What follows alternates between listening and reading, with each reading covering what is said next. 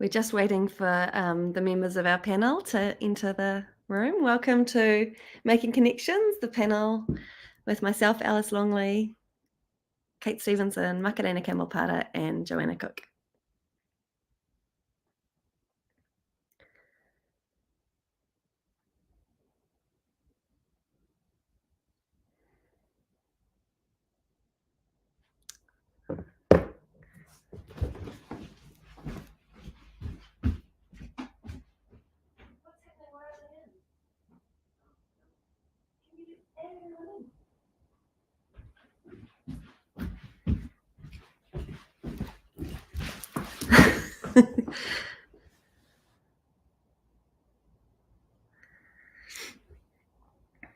Hello, team.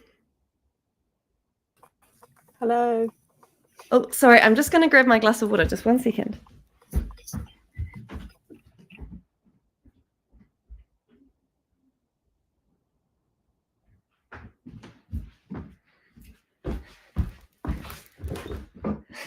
Oh, Linda's disappeared. Glass of water.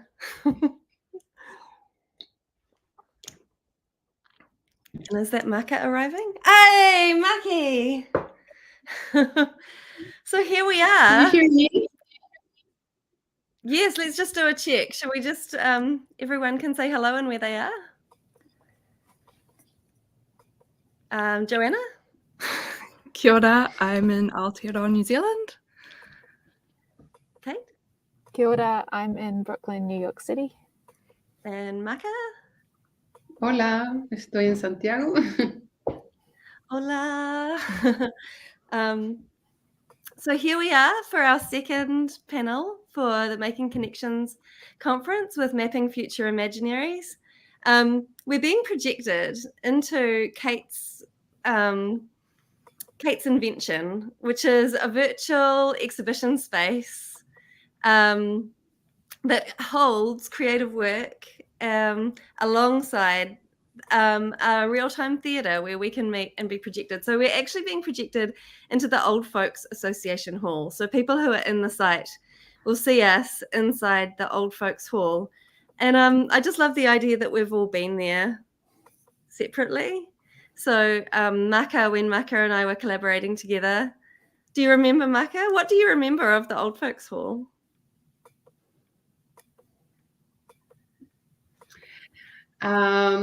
I have this image of a very generous space with loads of people moving and sharing. You mean the physical space, right? Yeah, of that moment when we were together, yeah. Yes. I remember a place that gathered a lot of people and a sense of community, a place where I remember you were showing different works, and I kind of tried to connect with your people, the dancers, and your ideas. And also a space that is available to build, right? Like, because it's like you have to make it happen there. And that creates this sense of collaboration that is very unique, and is not like something that is already set for you. You can create the space there. These are the things that come to my mind. Yeah. And we've just had a presentation from Wendy Steele, who's an Australian academic and artist working in Barcelona. And she was talking about Bruno Latour's work in terms of working at kind of the edge of a time of climate change and massive precariousness. And she was talking about the pluriverse and the need to go beyond the national, to go beyond the global, but to think with the planet and to think with the local in the way that we make connections. She was talking about, things that are unprecedented, transversal, about different knowledge systems and finding belonging in the broader earth to which we share. And I was just so excited for this panel following those provocations, because I feel like being able to connect across 3 continents is a way in which we're kind of creating a transversal space. And Kate, the way that you've been honoring that as actually creating an actual way in which we can intersect our worlds to not only connect between each other, but also connect out so that anyone with Wi-Fi can join us here, and that we can record this, and then it becomes an atemporal thing that people could in 10 or 20 years time can look at and see this moment in time. I think it's kind of astounding, actually. I wanted to just start with a little sharing of some work that I've been doing about artist friendship, because this presentation for me is really a lot about friendship, placing friendship at the center of how we create. I think there's something political in honoring friendship and honoring affinity in those micro connections that bring us together.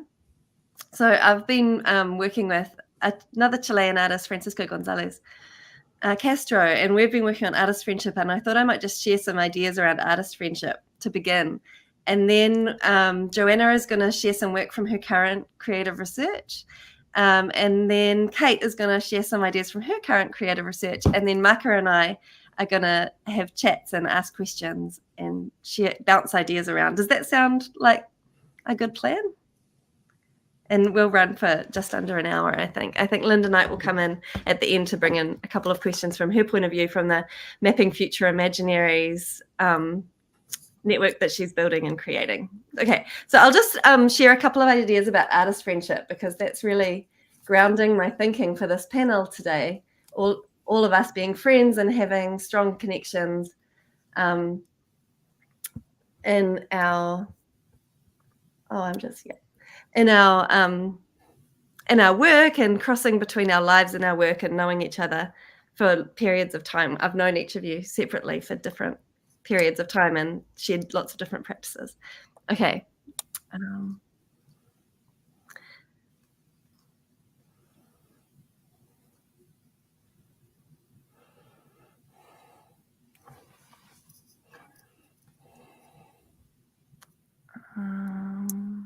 Oh, it's not allowing me to share the thing I want to share. Let's see. Hold on. Let's see if this works. Is that sharing?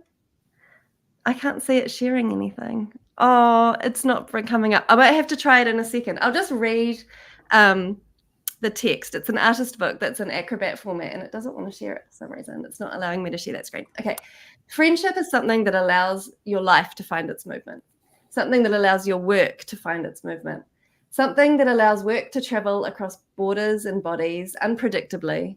Distinctions between work and friendship dissolve. What matters is life, the formation of moments, desire, experience made distinct by care and attention. Reciprocal holding, moving with chance, falling into possibility, the tubular alchemy of the world, momentum pathways, rising and falling with time as tides do. Each time forging an interstitial practice of responsiveness, falling and catching, reaching and holding, needing to be held and holding.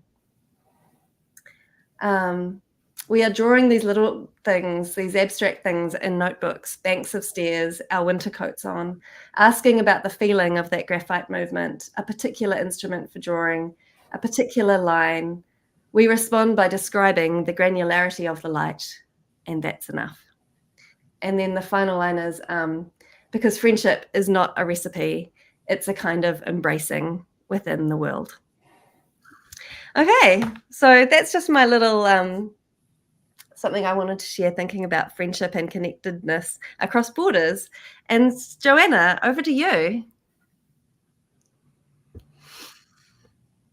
Thank you. I'm just going to start by attempting to share.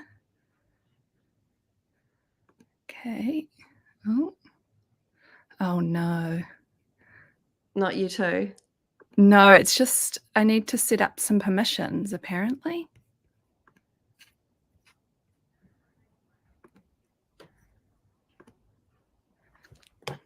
One moment, please. Okay.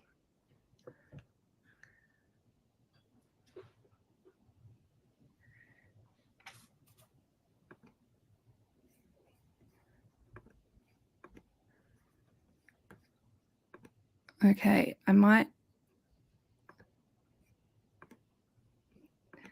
have to leave and come back in order to be able to share my screen. The old permissions. Yeah. Hey, should we hear from you while Joanna?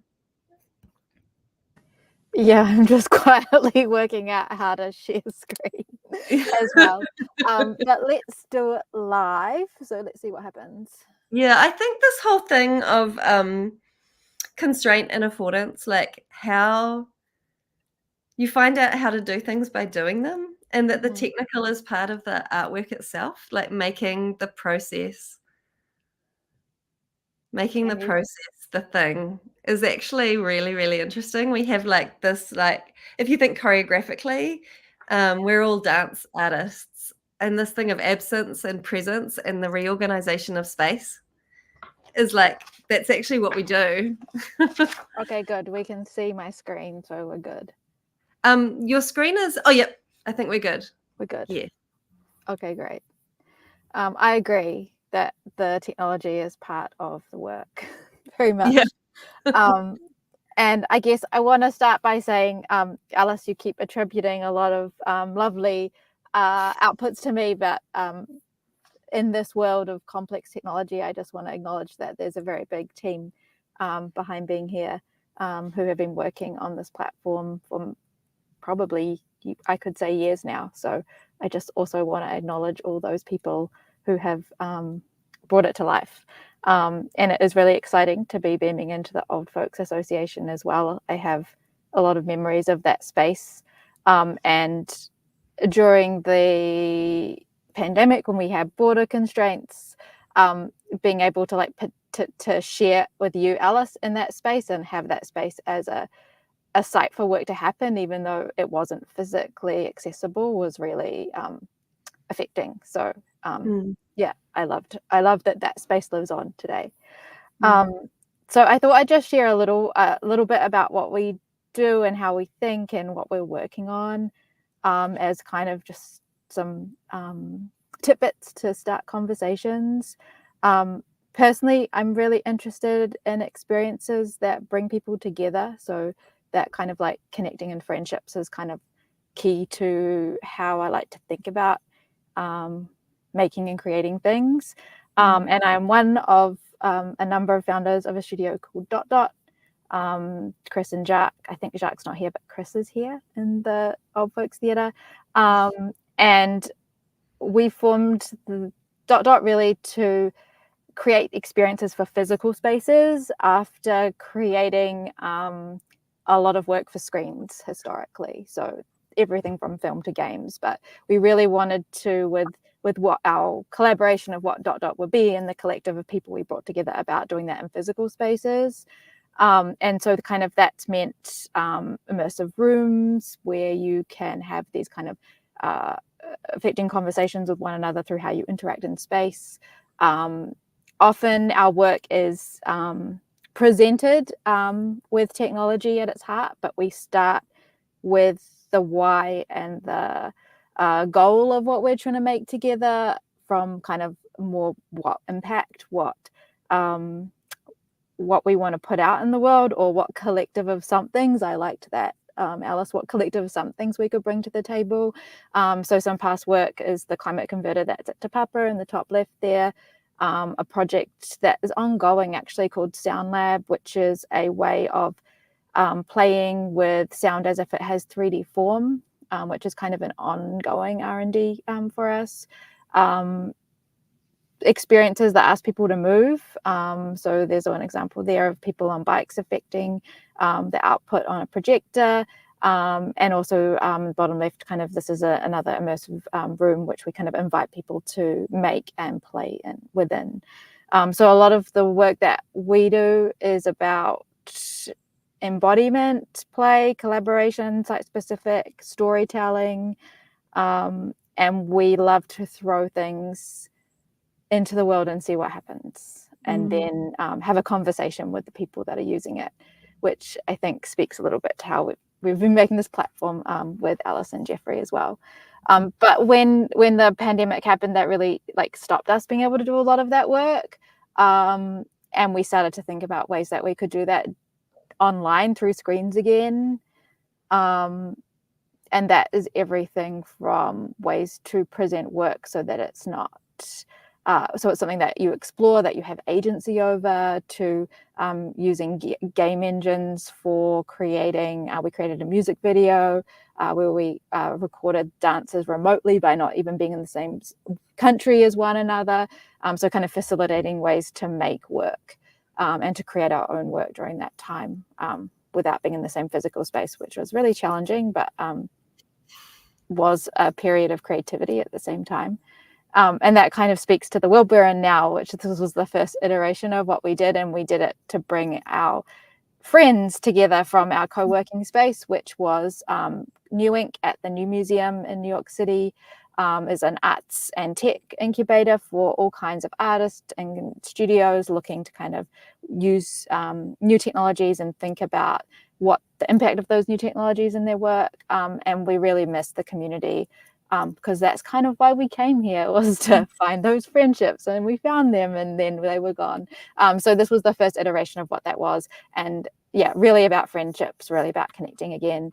And then we took it out into the world and found all different ways to use it, specifically with other artists and organizations. So a few here, like the Jalopy Theatre, which is a little folk music theatre in Brooklyn, New York, Tapo Theatre, which is Māori theatre in Tamaki, and of course the project that we've been doing with Alys and Jeffrey over the years. So there's an iteration of the Old Folks Hall there. And I think the fact that we could then take these ideas and create a way for Alys, you and Jeffrey to be able to build in it has been kind of like a good example of like collaboration and putting things out in the world and seeing what people do with them, which has been really enriching and fulfilling process, and conversation and exchange of friendships. And I think that I'll never forget some of those crazy 12-hour live streams that we did back in the day, and how that all came together. And I would say like a lot of my role at that time was really like, how do we technically make this happen? Like, how do we get all these people in the same place and like be able to do this for 12 hours? And that's kind of a lot of what I think the backbone of what the platform's been built to do, is to really support that and then nurture things to happen. So I'll just end with a couple of what I'm thinking about now.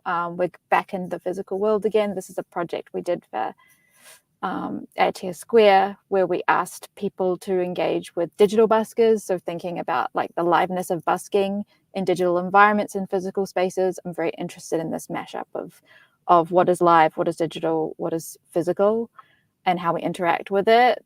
This here is a project that's kind of like an evolution of the Sound Lab project, where we're thinking about making sound in 3D spaces. So this is actually an instrument that I'm playing by moving through 3D space, by moving up and down, around, performing, dancing. I'm also, being back out in the world, very interested in how we map things hyperlocally. So we have, again, kind of built a tool to be able to do that really fast and quickly, to prototype and make journeys and kind of like activations happen in a city. And that's something I'm very interested in, because it brings us back to like being there in physical space, but also that you could have that in 3 different cities around the world at the same time. So very interested in like that ability to kind of feel local, but then also have that in other places.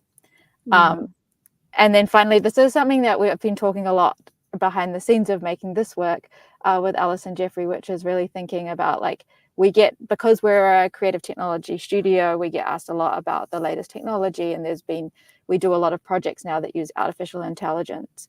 And so I'm also really interested in how we think about integrating and working with and collaborating and forming friendships with what we might consider AI. So doing a whole lot of experiments in that world as well. Thank you, Kate.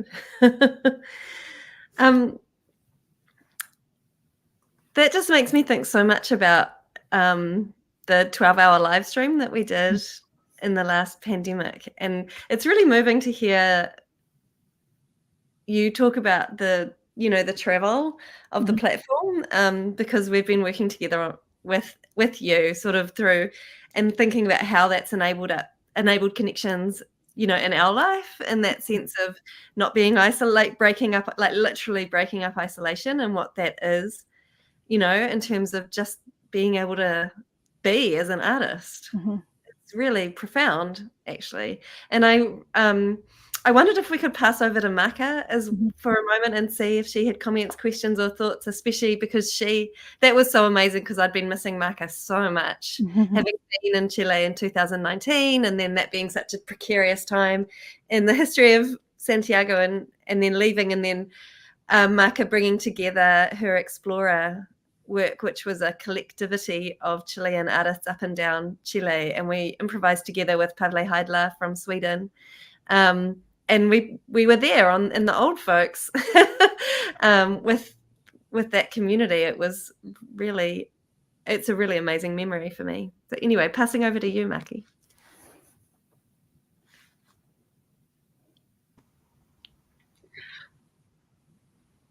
Could you guide me through to kind of make a little conversation, or Yeah. I was wondering what your thoughts were, having been there with the Explorer. Having participated with us. Yeah, we've got a lag between. Yes. Yeah. Can you hear me properly? Yeah. Yeah, we can. Yeah. Well, let's see. I remember that experience as something very strange initially, because first I thought, I've always had this idea of really trying to make something quite, to prepare something, like very organized and planned, and hopefully a very clear plan for everyone. And I was with these people here in Chile, and they were like, what are we going to do? Where are we going to be? How are we going to relate in this platform? And I said, well, let's just try. And I think what was really fun is that we couldn't really be so aware of who was watching us, for example. And I think that of course we were aware that there was people like now, for example, listening to us, but I think it allowed us to actually have a very like an experience in first person. When I'm a performer, I'm usually really concerned about what the other is watching as well, right? And so you are very clear, or hoping, or trying to be clear on what to show, or how to experience something that can get through the eyes of someone else. And I think here we were in a different situation. We were Explora is research about performance, and this and how do we build ourselves to actually be hopefully a more complete performer, let's say like that. And in this, I think the experience of being in the platform, it helped us actually to feel that actually there is something that has to be very clear within us, and we could actually make a distance ourselves from the choreographic aspects of a performer. We just allow us to be there and experience something, and to show and to share our experience, our improvised experience, right? And also like the fact that we were working, I don't know, with the cameras, or something that was like the how you say, the witness, a witness of maybe more particular things, or things that maybe I could not show myself in real life. Like, for example, I remember being in the grass and really having a relationship between my finger and the grass. That for me was very important, and maybe from the outside it wasn't so interesting, right? But to have the opportunity to be able to explore that openly, I think that gave us back a lot of feedback on the importance of being performers first, before, like our experience as the first point of any other thing, creation, or even teaching or sharing our whatever later on will be built and more, in Spanish you would say polish, we could be very essential on what we were sharing. I think we were also like very wondering, what the others saw after we did it. And I remember you, Kate, saying, I could see that you were exploring. To have this feedback that it wasn't something aesthetic necessarily. It wasn't something that it has to be understood, in other terms. We didn't need an extra concept, but we were just there, just sharing and being like if we were in our home. We were all in my place, in my dining room, but we could, like the boundaries between what is mine, what is yours, what is performance, what has like, a proper production and not. I think they really kind of got. I lost the boundaries between these aspects. And I think that I really enjoyed. And now thinking back, it was a long time ago now, but I think I connect this with the very essential thing of just being, and what the friendship means as well is just to be, to be there, just to do, and to actually to be open to share, and that others are open to receive that. I think it's something that is not so easy sometimes, at least for me in my context, to experience, with no need of a final result, but also something that is ambiguous and is not very clear. And I think I think this is something that I could really kind of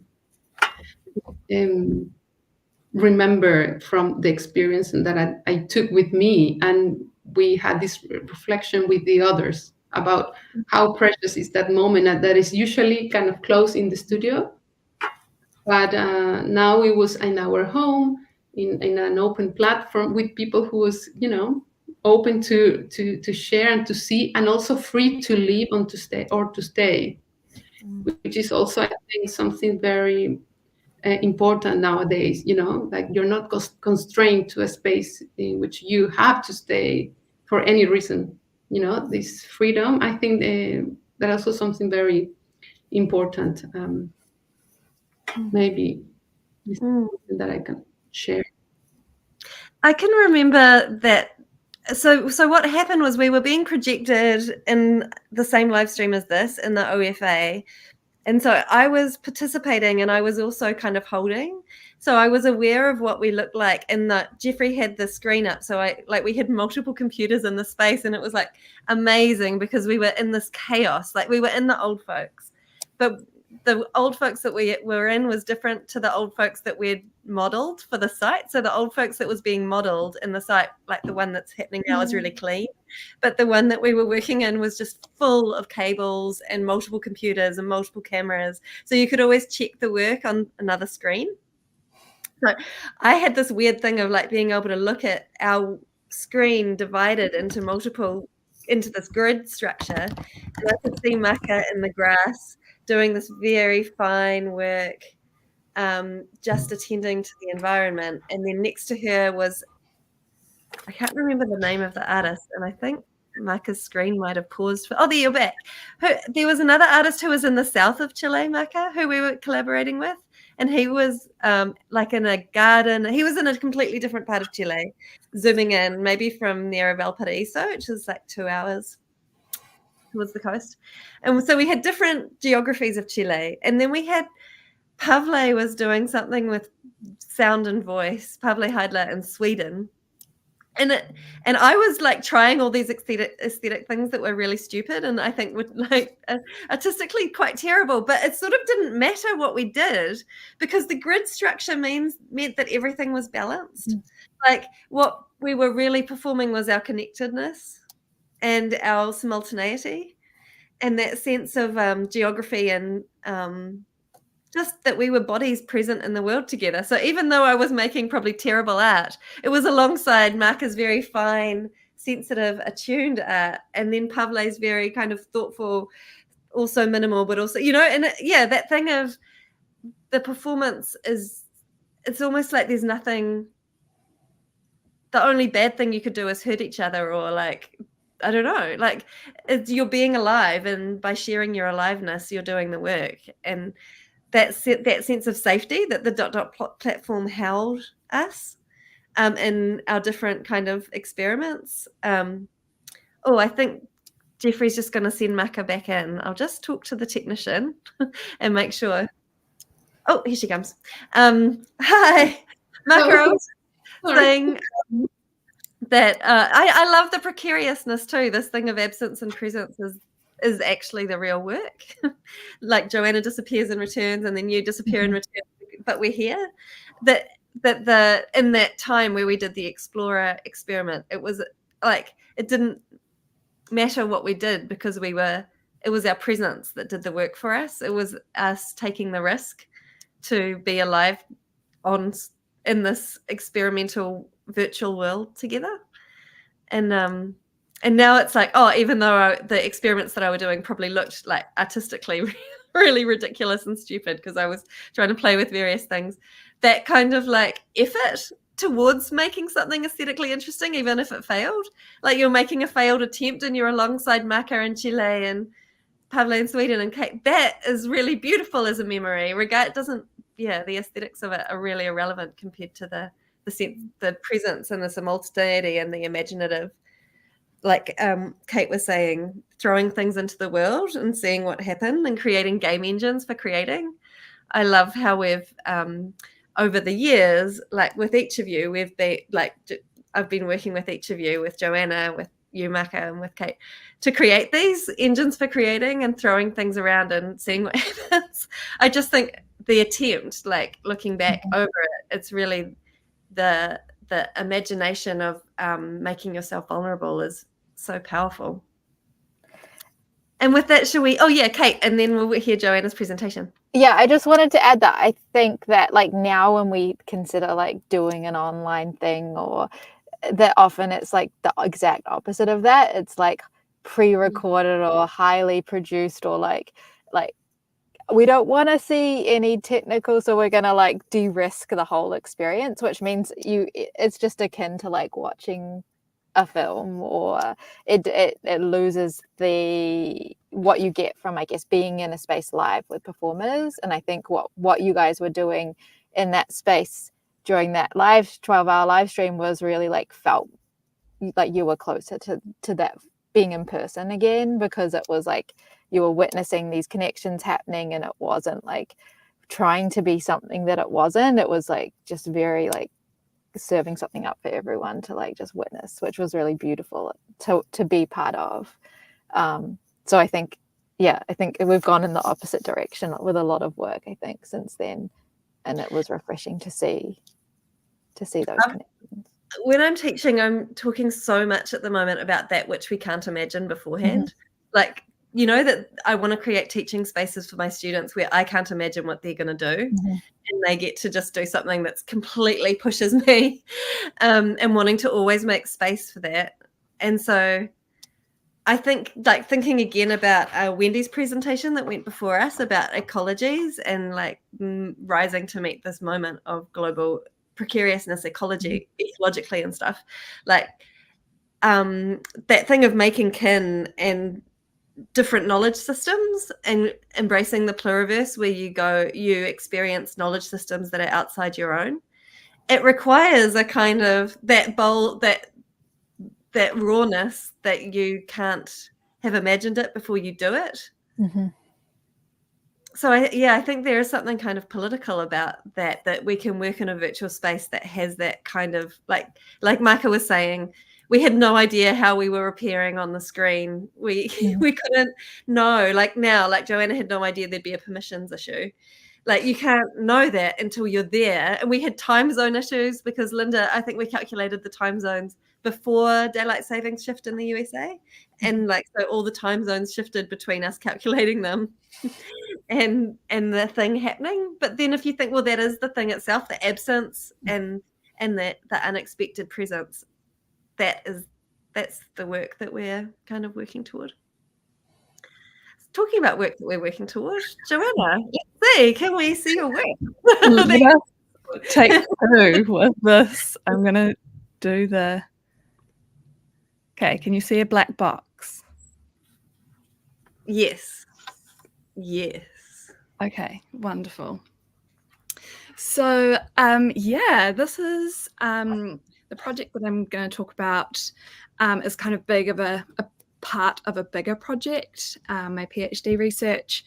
But this project specifically begins by asking what the movement of ink might embody. It's a collaboration with Steve Lovett, who's an artist and technician from the Elam School of Fine Arts. And together we've been pulling at the edges of the rules of screen printing and dance making, attempting to push beyond the traditional dichotomy of form and function. The tactile nature of print offers sensory experience that extends beyond the visual to encompass touch and spatial engagement. We're attempting to explore, expand, and negotiate the process, trusting each other to articulate desires and ideas, encouraging growth and expansion in both of our practices. Steve is not dance trained and I'm not print trained. So we're exploring how we can bring our skills and fields of knowledge together and ways of working into the shared space, holding them loosely, letting them go, unpicking the edges and blurring the lines as we co-labor together, expanding our fields of practice as we go. I'm just going to push play on this video. So this video is just one of the early kind of testing moments that we had together to explore what might be possible.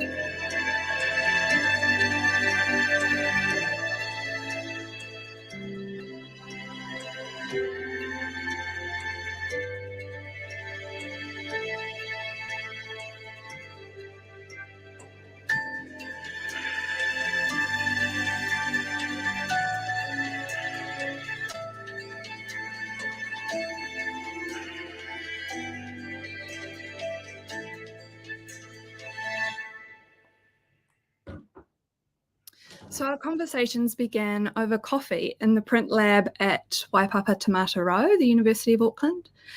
Sentences of choreographies of question and answer. A question about the mechanics of transposing text, the shift and possibilities for amplifying the voice. But a simple question is never quite that. The answer is a mistranslation of sorts, a leap into the unknown.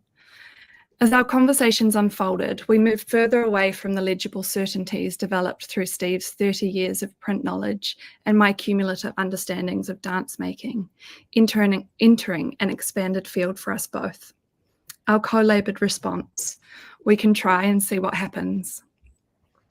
We acknowledge the role of materials and moments of process in shaping the outcome, highlighting the collective nature of knowledge production. Our process is not merely mechanical translation. The printed medium embodies delays, lots of time, displacements, and tactile resonances, reflecting intertwined stories of technological progress, social narratives, and individual histories. Two human bodies, alongside material bodies, transform texts, transmitting, transferring, translating them across, printing on a mobile, malleable surface. We enter hyphenated shelter spaces. Moving ink between places and bodies becomes the grammar of the shift. To quote Steve's article, The Inherently Printily, the transfer of text denotes the specific quality of the mutable forms of speech, shaped by changes in state and placement. Who is speaking? Who is silent? Who is spoken to? Who is subject to the commands of speech? The language we speak condenses on the skin of our bodies. We ink partial transcriptions, incompleteness transcribed as resistance, forever in motion. Language touches irreversible moments of connection and separation. Ink migrates from matrix to moving bodies, confrontation, resistance, acceptance, submission, and transformation. For us, concrete poetry is formed through improvisation with foam letters dipped in ink. Language actively participates in the visual landscape. Words used are sourced from my broader artistic practices as I collaborate with dancers who draw words from books, shaping fragmented scores for movement that respond to their experiences of social, political, religious, and dancely conditioning. Words such as rage, untamed, silence, and wild are cut into the foam letters, forming the foundational language for this project. We also draw from Steve's perspective on these contexts, using his words, now to build everything, then to destroy all knowledge. We press these words into the cheesecloth. Language is animated as it comes in contact with the body, creating assemblages, diverse meanings through activation. We're less interested in language's ability to transmit information and more interested in what is made possible in the space between ink and impression. Expanding the pause, slowing down the process, rupturing our siloed disciplinary frameworks, finding illegible inscriptions through connection. We think through trans as we think through ink. The surface of language literally stretches as the human body moves within. The visuals in the video that I've shared today are only part of the idea for the process and performance, as we don't want this work to be about a man imposing words onto a woman's body, which would be a mirror of what we experience in society. Instead, we envision it as a conversation where the roles are reversed and blurred, a dialogue between bodies, space, membrane, and ink, which will be played with in the next round and iteration. Thanks. Thank you, Joanna. So powerful to see such a material practice of dialogue, like really looking at the grain of material form, and also thinking around the tension and amazing potential of working across disciplinary languages and boundaries. Yeah, Kate and Maka, did you have any thoughts or reflections on that kind of boundary crossing as a form of creative practice?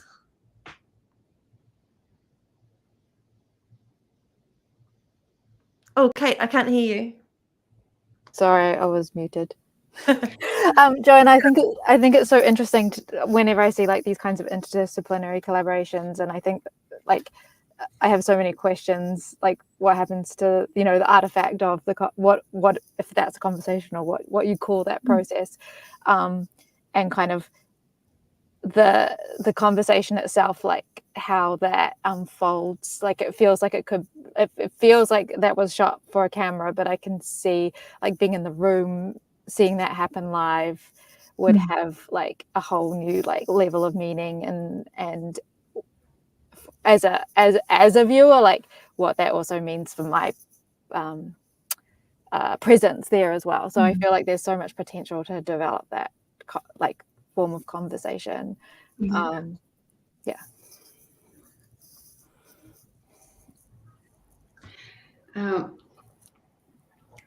I have to confess that my English and my understanding of the English language is very limited. I haven't really speak and listen a long time the language, so I maybe can say things that are like a fragment or a very like a small thing of what I heard of you girls, just to say.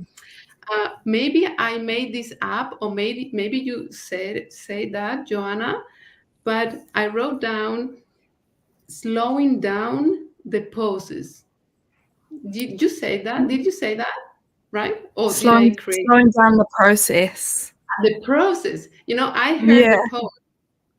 And I kept that in my mind, while you continue talking. And I thought, I also agree with Kate that I also wonder what happens in between these people that are collaborating, in between these materials. Like it's like I was feeling somehow how the print was on your body, even though there was like a texture or a fabric in between. And then I thought, oh, what if I slow down that very moment of an encounter? What if because when I think of when you collaborate or you are connecting with other people from other disciplines, there is a time to adjust, there is a time to connect, there is a time to understand each other, to open up. You also said about opening pores. You have to really kind of become a little sponge, and then something kind of appears. There is something about that I wonder. I don't know if I just leave the question. Maybe I didn't hear it, maybe you said, maybe not. What happens when you are experiencing the touch, for example, of this materiality? What happens when there is a moment in the video that is very beautiful when he's pushing this the word rage, but he's pushing, but he's touching you through that. See? So there is like these multiple layers of encounter or connection. And I wonder how to be available to listen to everyone. If there is a time to actually pause and to connect with that. Because it's easy to think that somebody's printing something in you, but actually it's a touch. There is something that is crossing each other. That's what I thought I wanted to share. Yeah, I think that's something that we were thinking about as well, because we started with using the big wooden stamp, but it didn't feel like it was quite hard to press into and to get it to form around the body. So then taking the foam letters off, you could feel each other's weight, and the pressing, the connection was a lot clearer with the foam and the pressing. And the interesting thing, it's quite a thin membrane, so when I came out, it was all on my skin. The marks, the ink had come through and dried. But yeah, these are all things that we're interested in exploring, slowing down the kind of pressing and what is the moment of encounter, as you said. Yeah, lots of time. Yeah, this question of what is the moment of encounter. It makes me think about, like, it's really powerful that you visualize through the printmaking medium, through the interdisciplinary practice, to have a legible and evident record of the way that pressure and pressing is touching into your body, and I think about all the like Maka, well, all three of you actually, that the dances that we've had, and the pressure has happened and imprinted and is carried on my body forever. But it's in the fascia, it's in the muscle memory, it's in, like, I can send my imagination back and remember dancing with Maka various times, like at OFA the first time that you came over, Maka, in 2018, and then there's the second time when you came over virtually through the World Wide Web. But yeah, that thing of how nonetheless with dancing, the pressure, the time we spend together, the time we cross boundaries to share our weight, our gravity, our touch, our temperature, like our work, it kind of, there's this thing Sean Curran says, like, when you make a work, it goes on forever.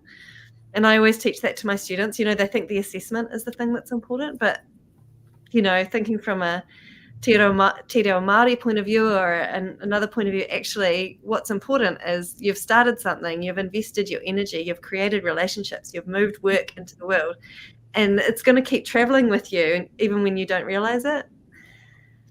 And your work makes me think of that, because the evidence is that through the ink actually lasting on your skin, you know, and being able to record it, that it's actually happening with us all the time. Yeah. Just to finish, we're going to bring in Linda Knight, who's the co-curator of the Making Connections program. Kia ora, Linda. Hello, hi everyone. Nice to see you all across the miles. So now we have Melbourne, Australia with us. So we've had Barcelona this morning, and now, Chile, New York. I always think of New York as being its own country. I don't think of New York as USA. I think of New York as its own. You have to, or it's difficult. Yeah. yeah. Did you have any comments or reflections, Linda, having experienced watching the panel? Yeah, I do. Just really wonderful to kind of listen to everyone. And what's lovely is the ways in which these kind of ideas are threading through all of you in individual ways, but also how you connect as friends. You know, that strong theme of friendship. And you know, Alys, that lovely project that you have about porous borders, this really kind of exemplifies it. I think how you all here have this incredible connection, but you're not all doing the same thing. I mean, you're all kind of working in really wonderful kind of projects, but there are tendrils that kind of reach amongst you. And I guess a reflection is this notion of taking time and how important that is, and the kind of inductive rather than deductive. You know, like by the end of it, I want this. That's just not here. This kind of let's explore and let's kind of speculate and let's test and kind of take a risk, and doing that, but not without a kind of really clear intention. You know, that it's kind of random work. It's really you know, you've each got this very high expectation, you know, kind of good quality expectation. So you want something to be really meaningful and to have a really great kind of quality to it, but how that might emerge is open, and that's really lovely. And the other thing as well that I thought was really wonderful is this idea of the kind of you know, obviously we've got this idea of making connections, and across, you know, kind of different types of touchstones or surfaces or kind of atmospheres, different collections, all those different kind of agencies, if you like, of how the connection takes place. And I guess really, you know, world events being what they are, and the fact that we're all distributed across different parts of the world, I guess, and this is an open question to any of you really, how that notion of just to go back to Alice's notion of friendship, how perhaps friendship and collaboration, that term, what does that term mean for you now? Perhaps now rather than, say, 5 years ago, before all of these world events have happened. And of course, we're not in a happy spot, are we, in the world? We're in a tense and quite uncomfortable spot in the world for all kinds of reasons. And so how does that friendship and connection, how does that work? What does that mean for you now in this current time and in this distributed way? So it's anybody who would like to answer that question. It's open to anyone. I can comment. I feel like 5 years on that there is more potential to connect and have friendships like this.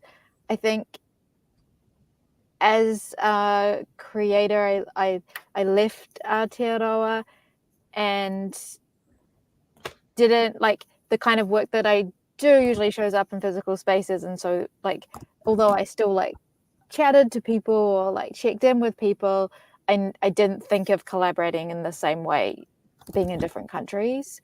And I think for me, the process of these last 5 years has really opened up the ways in which we can continue to have these friendships and collaborations, and that actually the what was brought to the table by a group of people all in very different places almost makes the work and the conversation and the trajectory more interesting, because you know, we talk about filter bubbles and all these things in our spaces, but even like if you're local, you're still in, you know, exposed to a certain, you know, conversation or season or just like what is happening. And so I find that actually having a way to have a relationship remotely makes for more expansive conversations to come from and work to come from it. So I think that's the main, whereas I think historically I would have thought, oh, that's too restrictive to work in that way. Like we need to be in the same room, but like what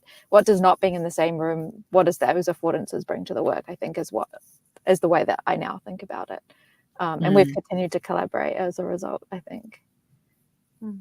Yeah. It's fantastic. Anybody else? Yes. I have a little different experience about the online or the virtual connections and friendship and work. I have found very difficult actually sustain processes through technology, which is a shame for me sometimes, because people that I love a lot, like Alys, for example, are very well connected and super active in this medium. But I find it very hard. Even I find it hard to have my, let's say, WhatsApp connections with like daily things. I still feel that I don't have this extra arm and extra in Spanish antena, and you know, like Antenna.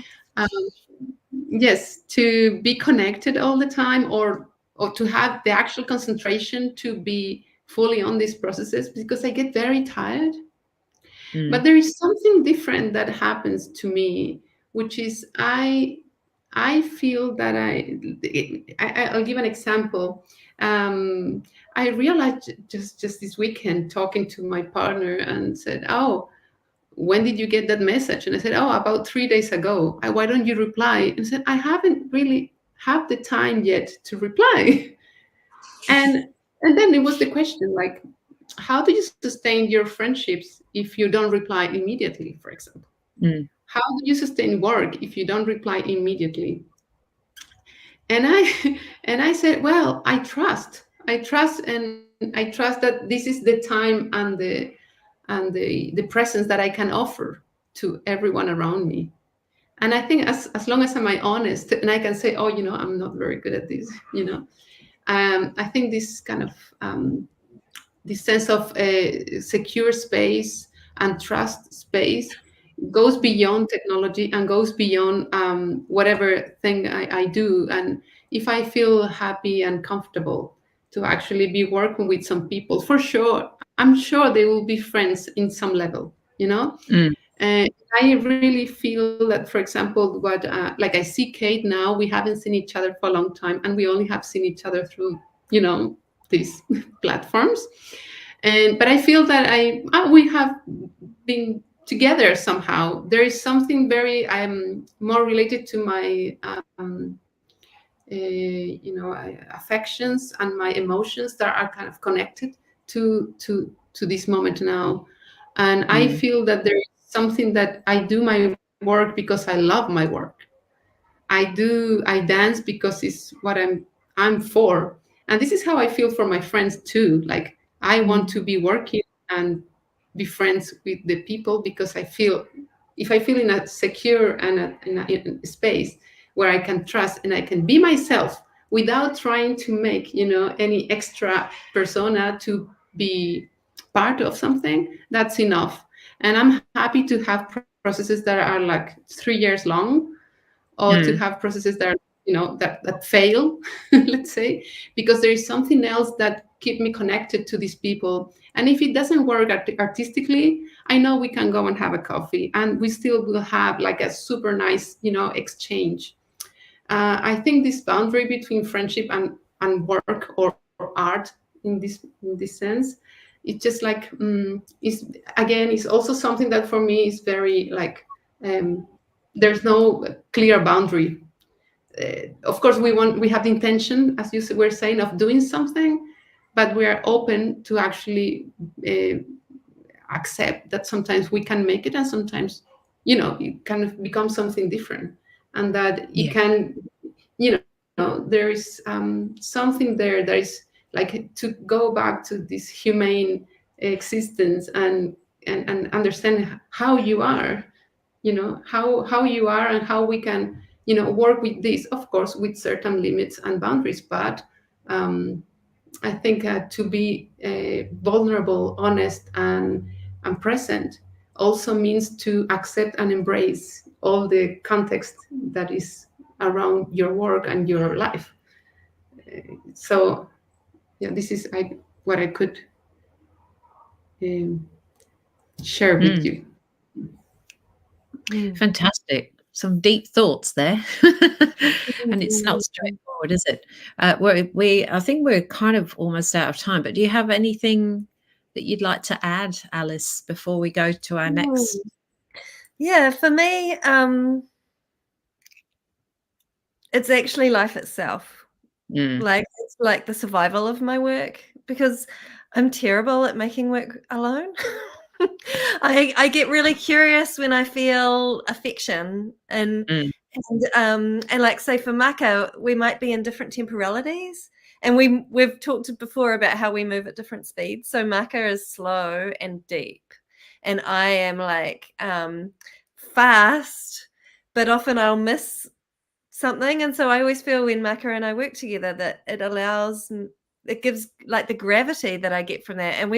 And there's something about that deep trust, that knowing that we're connected and feeling our connection, even when we're out of touch, or if we're not working, we'll find some kind of technology of connection, whether that's deep intuition, like just feeling the other person in our body. And that for us, that is like a science, because it happens, is that like we won't have talked for ages and then we'll suddenly feel each other. Or whether that's like the platform that Kate has created, and it's sort of like deeply with Chris Lou and Clark and her team, where, you know, software, or whether it's an email, you know, it's like there's so many different embodied technologies and